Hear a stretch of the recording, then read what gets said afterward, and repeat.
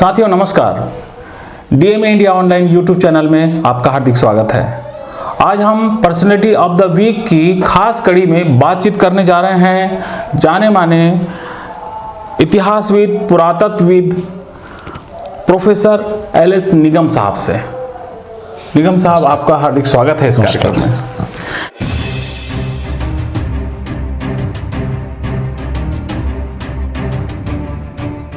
साथियों, इससे पहले कि मैं इनसे बातचीत शुरू करूं, बताना चाहूँगा कि प्रोफेसर एल.एस. निगम सर जो हैं वो इतिहास एवं पुरातत्व विभाग में प्रोफेसर रहे हैं रविशंकर विश्वविद्यालय रायपुर में, और प्रभारी कुलपति थे इक्फाई यूनिवर्सिटी जो है वो कुम्हारी में रायपुर के पास ही है, और संस्थापक कुलपति रहे हैं काफ़ी समय श्री शंकराचार्य प्रोफेशनल यूनिवर्सिटी भिलाई में। तो आज हम इनसे ही इन्हीं के बारे में बातचीत करेंगे। तो प्रोफेसर सर, आप जैसे कि हम लोग जो पर्सनैलिटी ऑफ द वीक की जो बातचीत करते हैं उसमें हम लोग ये जानने की कोशिश करते हैं कि जो गेस्ट है वो कहाँ उनका जन्म हुआ और कहाँ शुरुआती पढ़ाई लिखाई हुई। तो मैं चाहता हूँ कि यहाँ से हम अपनी बातचीत शुरू करें। आप बताइए कि आप कहाँ के रहने वाले हैं? मैं जो है, मेरा जन्म जो है छत्तीसगढ़ और उड़ीसा के बॉर्डर पे छत्तीसगढ़ में स्थित एक छोटे से गांव नर्रा में हुआ, जोक नदी के किनारे है जी। ब्रिटिश टाइम में एक छोटी जमींदारी थी।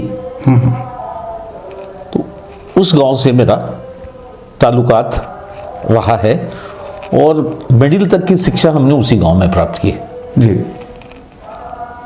8वीं के बाद चूंकि शिक्षा की व्यवस्था वहाँ नहीं थी, इसलिए हायर सेकेंडरी मैंने गवर्नमेंट हायर सेकेंडरी महासुन से पास की 1966 में। उसके बाद फिर विज्ञान महाविद्यालय रायपुर में प्रवेश लिया, बीएससी में बीएससी की परीक्षा पास की। विज्ञान में के अध्ययन में बहुत रुचि नहीं थी, या ये कह सकते हैं कि बहुत अच्छे नहीं थे। तो ऐसा लगा कि विज्ञान के क्षेत्र में शायद कैरियर बनाना या आगे काम करना बहुत उल्लेखनीय नहीं रहेगा। तो इसलिए मैंने प्राचीन भारतीय इतिहास, संस्कृति एवं पुरातत्व विषय में एमए किया। विज्ञान महाविद्यालय रायपुर में उस समय आर्ट्स की भी कक्षाएं चलती थी। 5 विषय में मास्टर्स डिग्री आर्ट्स में भी हुआ करता था। तो इस प्रकार मैंने जो है मेरी प्रारंभिक शिक्षा गांव में, हायर सेकेंडरी महासुन में और उच्च शिक्षा रायपुर में हुई जी। तो ये मेरी शिक्षा की यात्रा है। और उसके बाद जो है कुछ दिनों मैंने बलौदा बाजार के प्राइवेट कॉलेज में अध्यापन कार्य किया नियमित रूप से। 73 में नौकरी लगी थी। 74 में लोक सेवा आयोग से चयन होने के पश्चात ये सौभाग्य है कि मुझे फिर से साइंस कॉलेज रायपुर में ही प्रथम नियुक्ति प्राप्त हुई जी। उसके बाद विभिन्न महाविद्यालयों में रहते हुए 2001 में मैं पंडित रविशंकर शुक्ल विश्वविद्यालय में आया प्रतिनियुक्ति पर। वहाँ रीडर बनाया गया था नए स्थापित प्राचीन भारतीय इतिहास विभाग में। 2003 में प्रोफेसर बना और प्रोफेसर और विभागाध्यक्ष के रूप में ही 2012 में मेरी सेवानिवृत्ति हुई जी। और उसके बाद की तो जानकारी आपने दे दी है जी। तो मैं ये जानना चाहूँगा कि खास तौर पे वैसे बहुत सारे विषय हैं जो कि एजुकेशन लाइन में जाने के लिए आपको मौका देते हैं, लेकिन जो एक इंटरेस्टिंग विषय पुरातत्व को लेकर के आपने जो काम किया है, तो क्या इसके पीछे आपका कोई इंटरेस्ट था कि ये इत्तेफाकी हो गया कि दोनों का मिला जुला रूप है? इंटरेस्ट तो था। क्या हुआ, बचपन में मैं सिक्के इकट्ठा किया करता था पुराने। अच्छा। तो वो रुचि थी और इत्तेफाक ये था कि बीएससी करने के बाद ये समझ में नहीं आ रहा था किसमें एमए किया जाए। एमएससी तो करना था ही नहीं, तय था। तो 2-3 विषय दिमाग में थे। तो अचानक जो है प्रोफेसर सुलेरे थे साइंस कॉलेज में जो उस समय, उनसे मुलाकात थी। उन्होंने कहा कि हमारे यहाँ कर लो।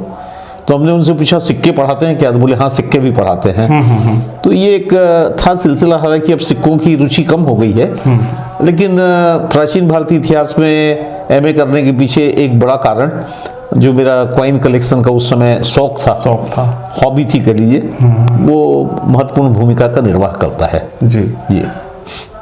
पुरातत्व को लेकर के बहुत सारी लोगों की चिंताएं भी हैं और गवर्नमेंट का भी अपना एक डिपार्टमेंट है, और जैसे कि आपकी एक पहचान इंटेलेक्चुअल्स के रूप में छत्तीसगढ़ में है, और पुरातत्व के बहुत सारे यहाँ पर स्थान भी खोजे गए हैं, चाहे वो आप सिरपुर की बात कहें, चाहे ताला गांव की बात कहें, और सिरवी नारायण वगैरह तमाम खरौद वगैरह। तो यहाँ पर पुरातत्व को लेकर के जो काम हो रहा है उस देखिए आप कुछ संतुष्ट हैं? आपको क्या लगता है? नहीं, देखिए पुरातत्व के विषय में ये है कि ये ऐसा विषय है जो बहुत कुछ विज्ञान जैसा ही है। अच्छा। इसमें सामाजिक विज्ञान जो है उसके अंतर्गत इसको माना जाता है, लेकिन इसका ट्रीटमेंट का तरीका विज्ञान जैसा ही है। वैज्ञानिक अध्ययन से ही आपको करना पड़ेगा। जैसे उत्खनन है वो तो पूरा वैज्ञानिक अध्ययन ही है, वैज्ञानिक प्रक्रिया है। उसके अलावा भी जो अन्य विज्ञान है, चाहे आप न्यूस्मेटिक जिसे मुद्रा शास्त्र या सिक्कों का शास्त्र कहा जाता है, उसमें आप गपबाजी नहीं कर सकते। उसको आपको तौलना पड़ेगा, उसको नापना पड़ेगा, उसकी मेटलर्जी क्या है वो जानना पड़ेगा, उसमें लिपि क्या है और क्या लिखा है उसको आप जानना पड़ेगा, तभी आप सिक्के का सही अध्ययन कर सकते हैं। इसी प्रकार से शिलालेख हैं, ताम्रपत्र हैं, उनके लिए भी आपको इसी प्रकार से वैज्ञानिक पद्धति का उपयोग करना पड़ेगा कि अगर जो शिलालेख है तो कौन सा पत्थर है उसमें उपयोग किया गया है, और उस पत्थर का ही चयन क्यों करते थे। दो कारण होते हैं, एक तो सहज रूप से उपलब्ध होना, और दूसरा क्या होता है कि खास प्रकार के पत्थरों का चयन करना खास बातों के लिए। तो ये दोनों बातें होती। फिर लिपि होगी तो लिपि के लिए पत्थर में खोदने का तरीका अलग होगा, जब ताम्रपत्र जारी करेंगे तो उसका तरीका अलग होगा। फिर लिखने का काम और उसको खोदने का काम दोनों अलग करते थे।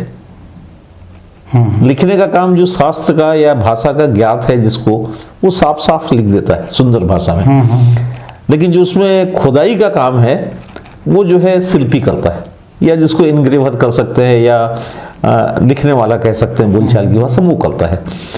तो यहाँ बहुत गड़बड़ नहीं होती। ऐसा नहीं है कि केवल वो पक्ष है, तो आपको बड़े गंभीरता से काम। मूर्तिकला है, मूर्तिकला में आपको अगर मूर्ति शास्त्र का ज्ञान नहीं तो आप नहीं बना सकते। मान लीजिए एक आदमी है, भगवान विष्णु का मंदिर स्थापित करना चाहता है, मूर्ति बनाना चाहता है, तो उसको निर्माण शास्त्र के अनुसार ही होगा।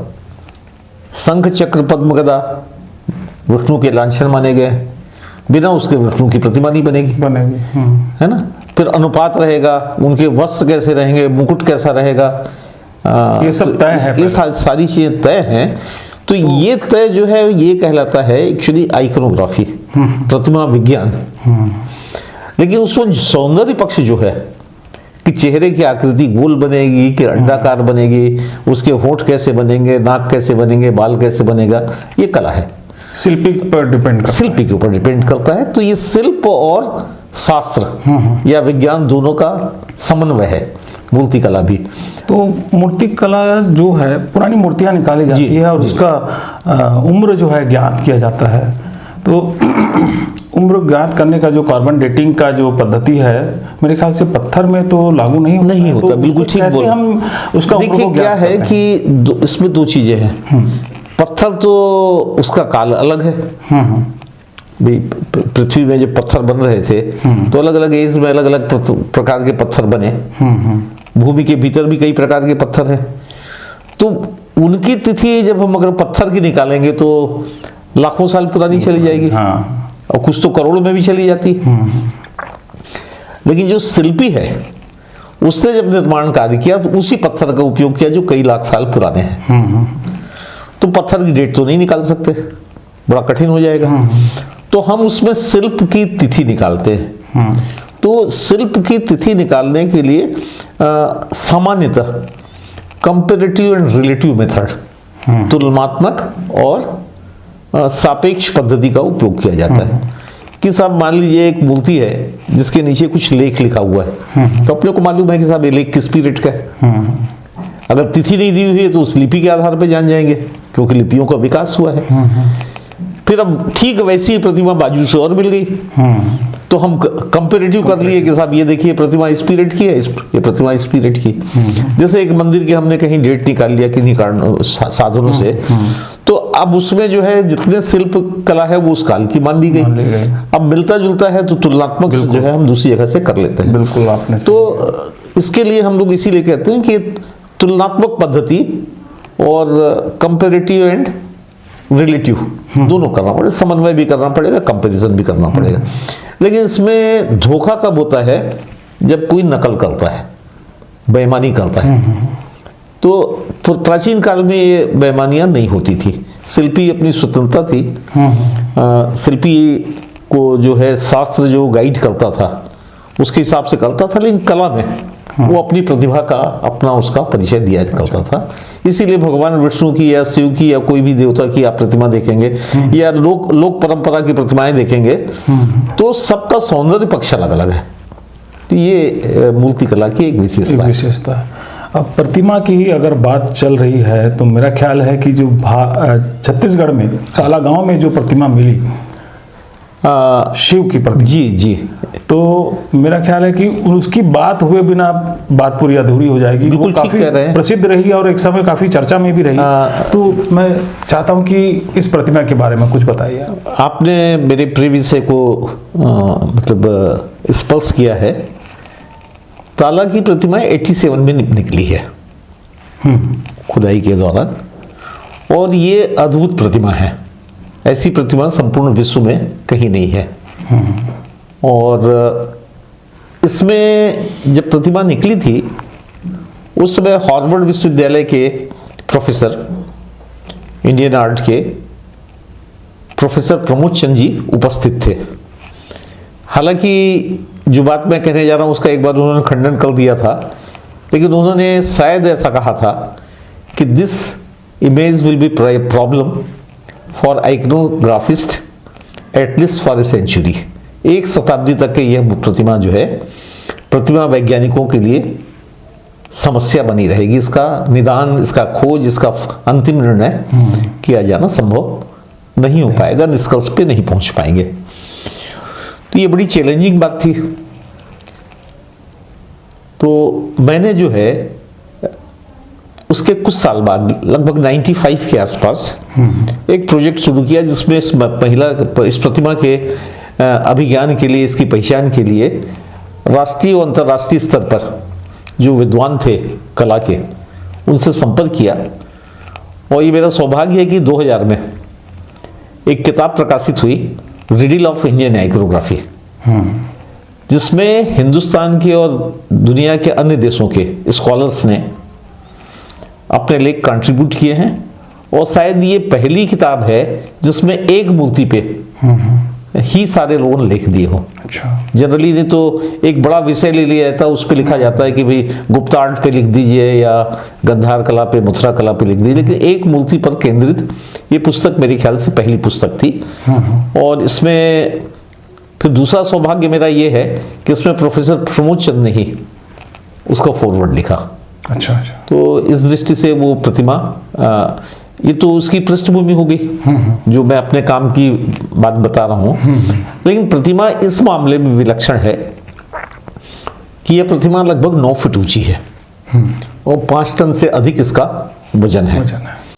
प्रतिमा सम्मुख दर्शन की, सम्मुख दर्शन को जो बोलते हैं प्रतिमा शास्त्र की भाषा में, जो केवल सामने से बनती है। और एक होती है सर्वतोभद्र प्रतिमा जिसको सभी तरफ से देख सकते हैं, आगे पीछे चारों तरफ। तो ये सम्मुख दर्शन वाली प्रतिमा है जिसमें केवल सामने है, पीछे प्लेन है। दूसरा, इस प्रतिमा के संयोजन में पशु पक्षियों का और मानव मुखों का संयोजन किया गया है, जोड़ा गया है। जैसे प्रतिमा का जो पगड़ी जैसा कह लीजिए वो सर्प युग्म से बना हुआ है। भौं जो है और नाक है वो रेप्टाइल से बना हुआ है। 2 मूछें जो है मछलियों से बनी हुई है। जो कान के कुंडल हैं, उसमें पीकॉक है, मयूर है। जो दोनों बाजू हैं, बाह है, वह मकर मुख से निकल रही है। पेट और छाती जो है तीर मुख से बने हुए हैं। आपको पूरा याद है? लगभग याद तो मैं भी हूँ, लेकिन मुझे याद नहीं। तो उसके बाद उसकी हाँ जांघों में जो है अंजलिबद्ध प्रतिमाएं हैं, घुटने में सिंह का अंकन है। इस ढंग से प्रतिमा पूरी प्रतिमा। हाँ। तो पूरी प्रतिमाएं, तो पूरे प्रतिमा के संयोजन में हमने देखा कि विभिन्न पशु पक्षियों का है। तो इसलिए कई लोगों ने यह कहा कि ये जो है, जो मुखों की संख्या को गिन के 8, 10, 11 कुछ भी बता देते हैं, लेकिन मुख जो है वस्तुतः एक है, और बाकी जो है कलात्मक संयोजन या प्रदर्शन के लिए बनाए गए हैं। तो ये जो प्रतिमा है, अब प्रश्न ये उठता है कि इस प्रतिमा को क्या कहा जाए। पशु पक्षियों का बड़ी संख्या में अंकन है, तो नेचुरली जो है पहला ध्यान गया क्या पशुपति हैं।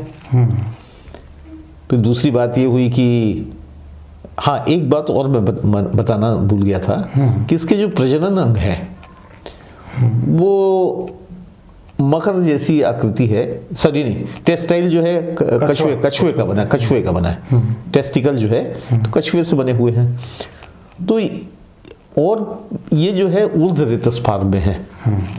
तो अभी मेरे ध्यान में ये बात आ रही थी कि भारतीय परंपरा में ऊर्ध्व रेतस जो प्रतिमाएं हैं शिव की, उसका संबंध जो है लकुलिस से भी होता है। तो क्या लकुलिस कल्ट यहाँ था?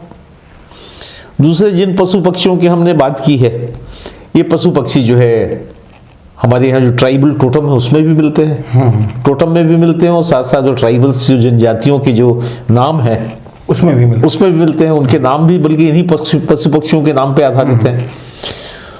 तो क्या इस पे जो है ये जो है क्या जनजाति परंपराओं से प्रभावित है, या दूसरी तरफ हम देखें राशियों के नाम भी इसी ढंग से मिलते हैं। तो क्या वो ज्योतिष से जुड़े हुए हैं?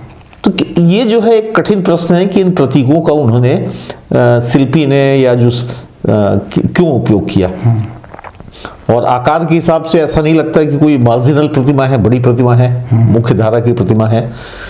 तो तीन बातें इसमें, 2-3 बातें हमको जो है स्पष्ट नजर आई। तो एक तो यह है कि शैव परंपरा से जुड़ी हुई है, नंबर 1। दूसरा जो है, ये जो है हमारे यहाँ एक परंपरा यक्षों की है।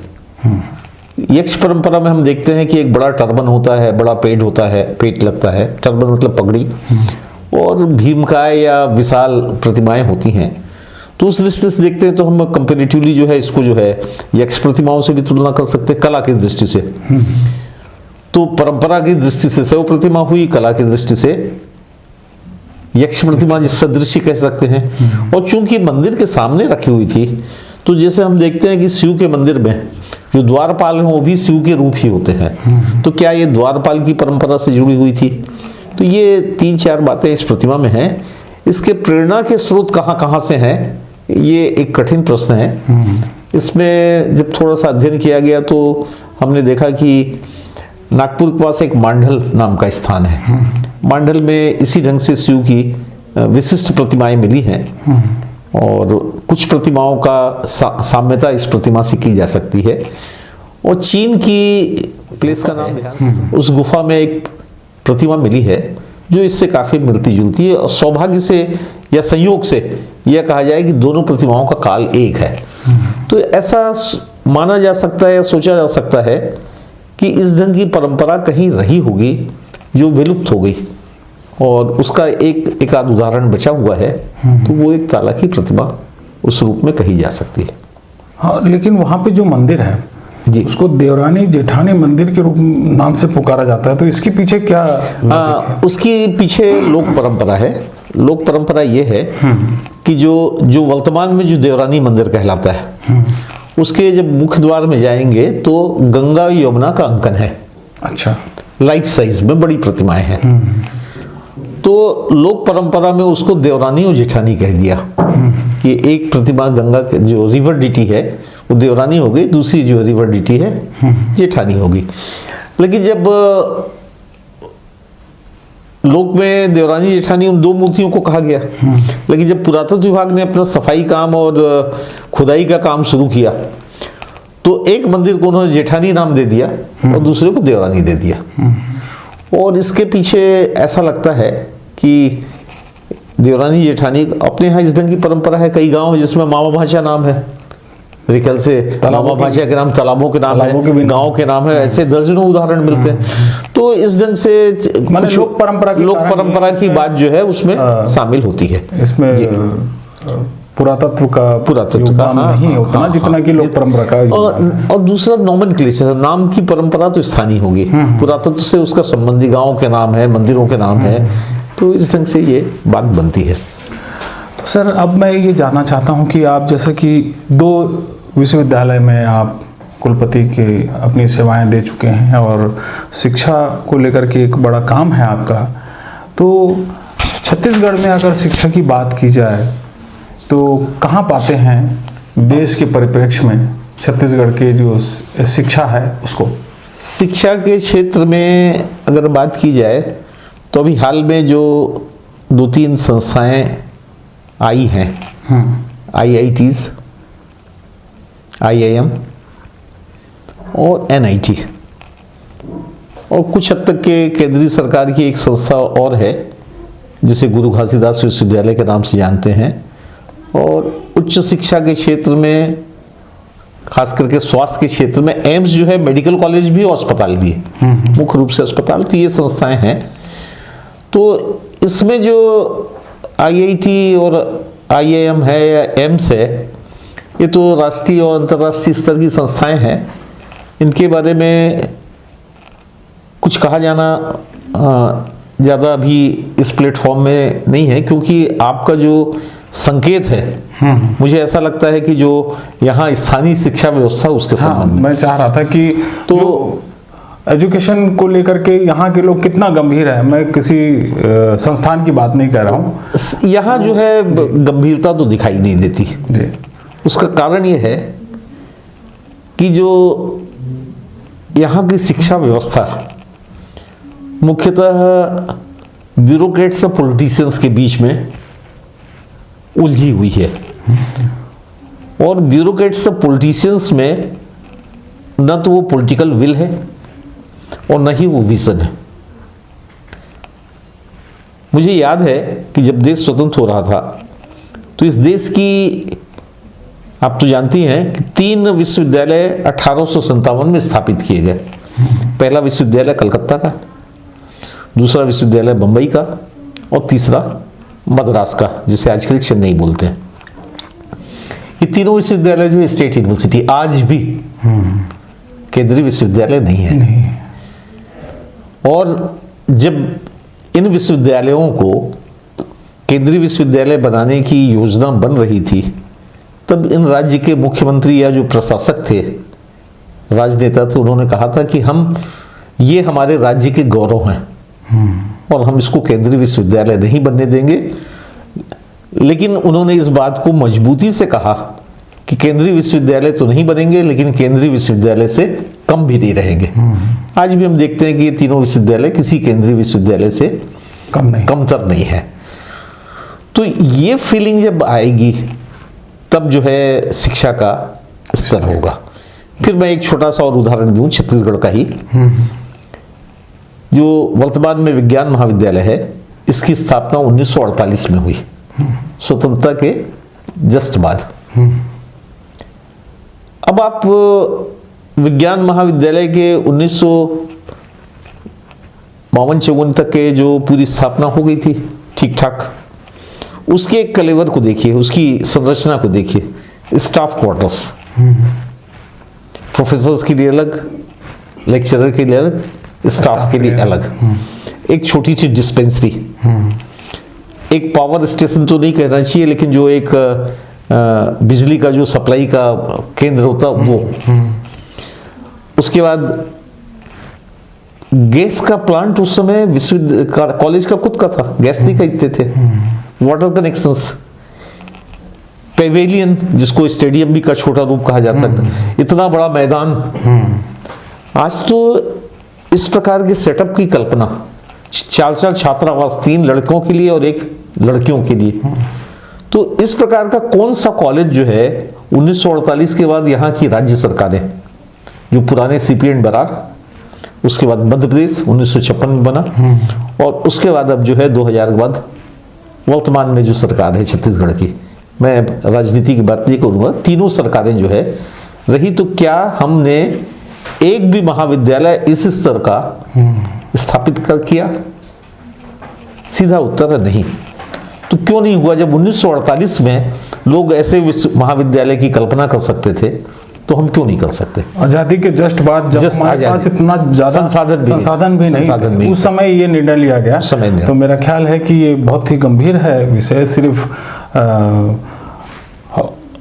यूनिवर्सिटी की घोषणा कर देने पर से नहीं, बिल्कुल उसके साथ में उसके जो संसाधन होने चाहिए, आज से 50 साल आगे का सोच के काम किया गया था, वो ऐसा काम करने की जरूरत है। और तो इसका एक विरोधाभासी पक्ष ये है कि आज जो विज्ञान महाविद्यालय परिसर था, उसकी क्या हालत है वो आज सभी लोग देख रहे हैं। वहाँ खेल मंत्रालय ने अपना कब्जा कर लिया है ना, कुछ अपने छोटे मोटे स्टेडियम बना दिया, खेल कूद के मैदान बना लिया, अब तो चौपाटी भी बन रही है। तो एजुकेशनल इंस्टीट्यूशंस की जो अवधारणा होती है, वो अवधारणा से बिल्कुल हट के जो है काम चल रहा है, ऐसा मुझे लगता है। 1954 में ही यहाँ इंजीनियरिंग कॉलेज खुला। इंजीनियरिंग कॉलेज का कलेवर देखिए आप, MIT बन गया उसमें। उसी समय जो है आयुर्वेदिक कॉलेज खुला। आयुर्वेदिक कॉलेज के प्रीमाइसेस देखिए 54 के आसपास, 55 के आसपास, बहुत बड़ा है। छोटा सा एक कॉलेज खुला, संस्कृत कॉलेज। तो ये जो 1956 के पहले, मतलब जो हम नए मध्य प्रदेश में चले गए थे भोपाल राजधानी के साथ, उसके पहले बन गए थे। नागपुर राजधानी था। तो उस समय जो अवधारणा थी, उस अवधारणा के क्या, उस सोच के, उस विजन के आदमी का अभाव हो गया, हम तो यही कहेंगे। और जैसा कि आप जानते हैं कि इन सब निर्णयों में पॉलिटिकल विल के साथ साथ उस समय की ब्यूरोक्रेसी का भी समर्थन होता है। तो ब्यूरोक्रेसी भी, मंत्री जी ने कहा कॉलेज खोल दो, खोल दिए। कहाँ खोले? झाड़ के नीचे खोल दे, खुल गया। कोई ये नहीं कहा। आप देखिए, रेलवे का एक फाटक बनता है, तो अगर वो फाटक बनेगा तो पहली शर्त होगी कि वहां एक क्वार्टर बनेगा और एक गेट कीपर की ड्यूटी लगेगी। उसके बिना वो फाटक सैंक्शन नहीं होता। तो एक महाविद्यालय अगर आप बनाने जा रहे हैं, तो उसके लिए एक न्यूनतम इंफ्रास्ट्रक्चर की अगर आप बात नहीं करेंगे, न्यूनतम स्टाफ की बात नहीं करेंगे, तो शिक्षा का क्या हालत होगा वो हम जान ही रहे हैं। कि आज हम देश में रैंकिंग प्राप्त करना अलग बात है जी, लेकिन ऐसा कोई बहुत महत्वपूर्ण दिखाई नहीं। वैसे दिल तो नहीं चाहता है कि ये बात को ख़त्म किया जाए, लेकिन समय की अपनी बाध्यता होती है। तो जाते जाते मैं चाहूँगा कि आप बताएं कि ऐसा क्या हो गया है कि भारत में इतने सारे विश्वविद्यालय हैं, लेकिन जो 100 विश्वविद्यालयों की लिस्ट बनती है पूरे विश्व के, तो उसमें एक विश्वविद्यालय भी हमारा शामिल नहीं है। देखिए, जो सामान्य बात होती है वो तो खास करके ये होती है कि भाई आप के यहाँ स्टाफ कैसा है और आपका अधोसंरचना इंफ्रास्ट्रक्चर कैसा है। दुर्भाग्य से दोनों जगह हमारे यहाँ कमी है।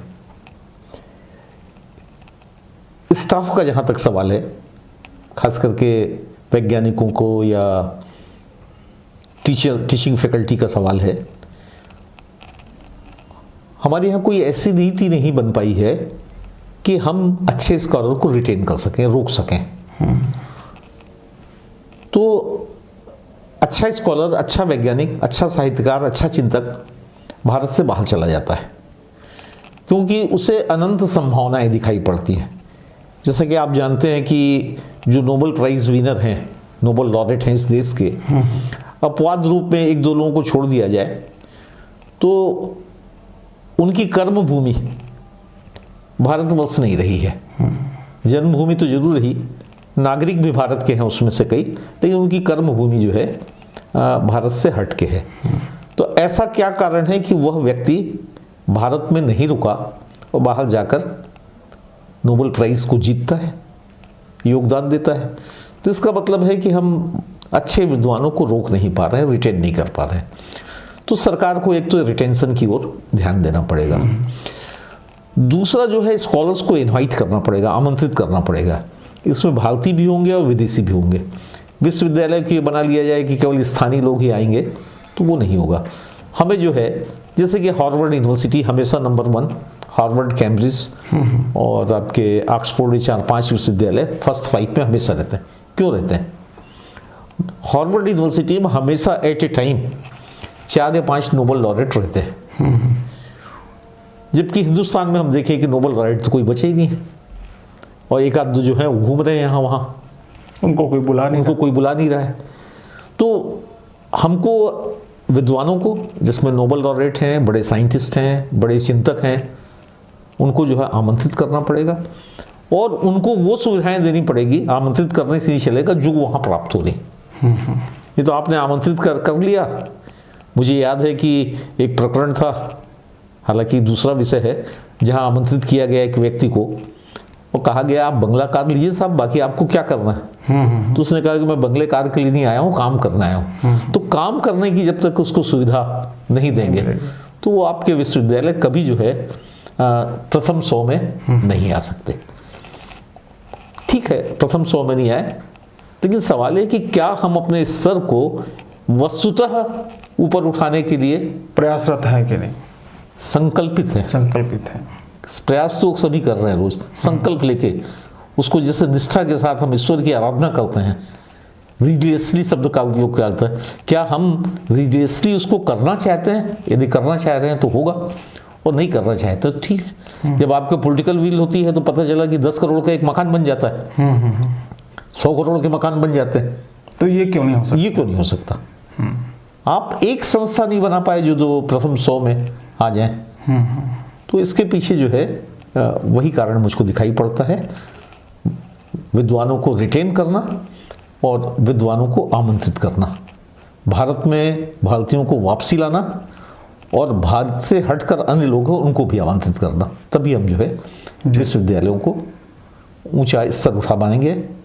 और शायद अगर ऐसा कुछ हो सका, आपकी बात अगर इस माध्यम से कहीं तक पहुंच सकती है, तो इसे मैं अपने लिए सौभाग्य मानूंगा कि इस कार्यक्रम का कि कुछ तो सार्थकता हो जाएगी। जी।